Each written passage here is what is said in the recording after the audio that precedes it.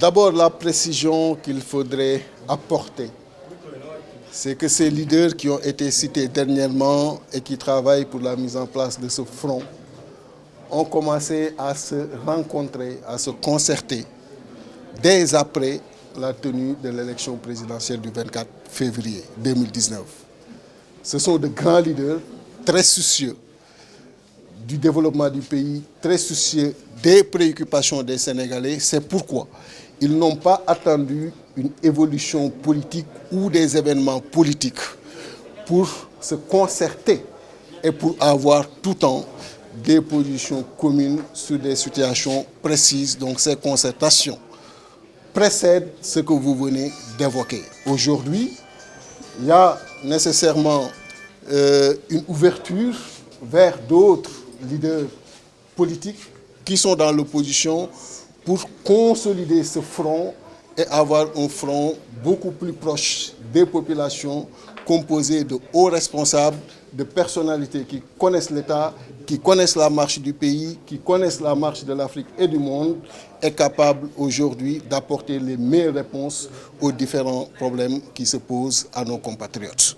Donc ce front n'est pas une réponse à quoi que ce soit, mais c'est juste un processus qui est arrivé à un terme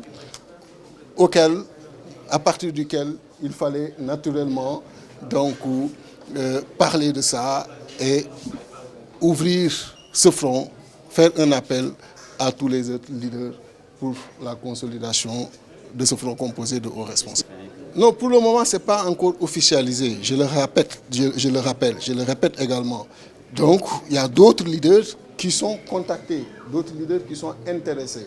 Et dans les prochains jours, certainement, les responsables qui composent ce front vont revenir, peut-être au moment de son officialisation, sur les objectifs de ce front. Mais comprenez que vraiment, ces personnalités ont commencé à se concerter, à s'occuper des préoccupations de la population dès après l'élection présidentielle. Ce n'est pas seulement dans les 96 heures ou dans les dernières semaines, compte tenu de ce que vous avez évoqué, qu'ils ont pensé mettre en place cet instrument, ce front, comme réponse à quoi que ce soit. Ce n'est une réponse à rien, à aucun événement politique, mais c'est un front mis en place par de hautes personnalités, par de grands responsables, pour justement prendre de la façon la plus, en tout cas, concertée, les différentes préoccupations de nos compatriotes. Non, ce problème n'est même pas un débat au niveau de Rewmi. Et je pense que ce n'est même pas un débat au niveau du Sénégal. Ça ne doit même pas être un débat. Je pense que le président Macky Sall lui-même a répondu à cette question une fois quand elle lui a été posée. Il avait dit que c'est de son initiative d'avoir introduit le deuxième alinéa qui dit que nul ne peut faire deux mandats consécutifs. Donc c'est clair à son niveau, c'est clair au niveau des populations. Je ne vois pas pourquoi on veut en faire un débat aujourd'hui, parce que ce n'est pas un débat. Par rapport à ce qui s'est passé, réparer quelque chose. Bon, les raisons du limogeage du monsieur que vous insinuez, peut-être seul le président Macky Sall connaît ces raisons-là. Mais ce que je peux dire, moi, très sincèrement, avec l'évolution démocratique que le pays a connue ces dernières décennies, le président Macky Sall ayant vécu avec nous dans l'opposition la prise en charge de cette préoccupation fondamentale en 2012, je ne vois pas pour quelle raison, en 2024, 12 ans après, il voudrait remettre le Sénégal dans ces mêmes travers qui n'ont produit que ce que vous connaissez et qui ont été extrêmement malheureux et qui ont entaché la vie démocratique du pays. Je pense que ce n'est pas du tout dans ses intentions. Je le pense. Parce que je ne vois pas comment il pourrait aujourd'hui soutenir une théorie l'amenant moralement, ce n'est même pas une question constitutionnelle, l'amenant moralement à vouloir se représenter en 2024. C'est une question de cohérence politique, de cohérence démocratique, ce n'est même pas une question juridique ou constitutionnelle, ce n'est pas une question de droit.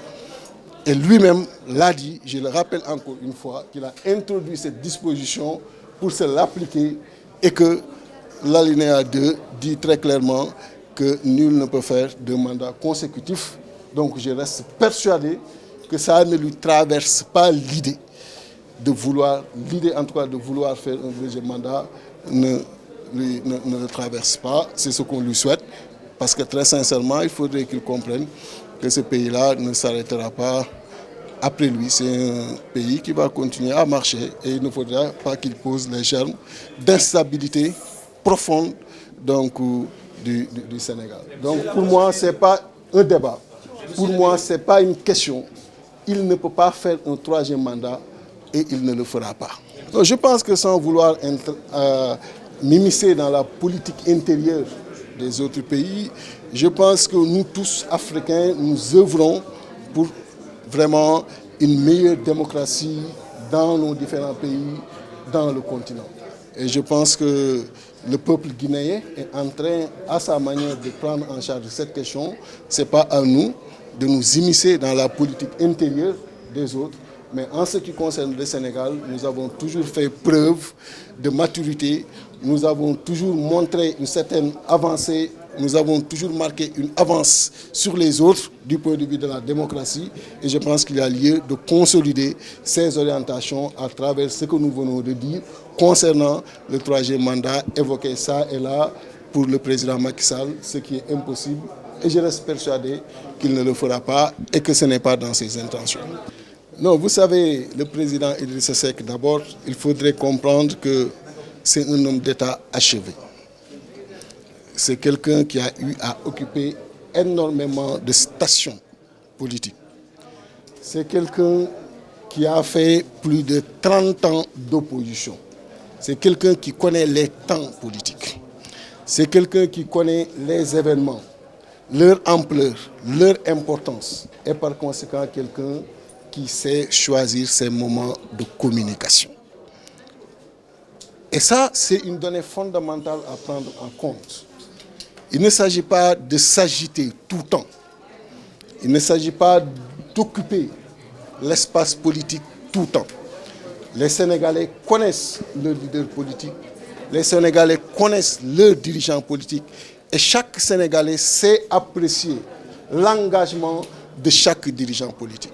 Je l'ai dit tout à l'heure, il a été, avant la présidentielle, pendant au moins 4 ans, dans les coins les plus reculés du pays. Il a eu, à travers sa démarche, à vivre avec ces populations les difficultés auxquelles elles sont confrontées pour apporter le meilleur programme possible. Donc c'est quelqu'un qui n'a jamais quitté le terrain.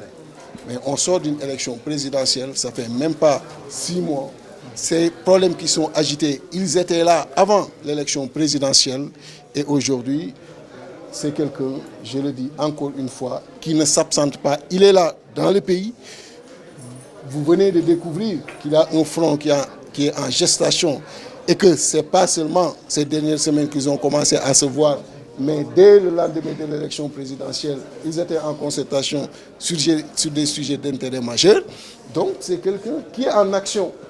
Maintenant, l'expression de l'action peut être différente en fonction d'une personne ou d'une autre. Mais c'est quelqu'un qui est en action et vous l'avez découvert récemment à travers ce front qui est en gestation. Donc, c'est quelqu'un qui est très préoccupé par les problèmes auxquels nos compatriotes sont confrontés, qui les suit de très près, qui, le moment venu, fera sa communication, mais qui, je le rappelle, a eu à vivre avec ces populations de la façon la plus directe ces problèmes et à présenter le meilleur programme que tous ceux qui ont eu à le suivre, à le lire, ont apprécié à sa juste valeur.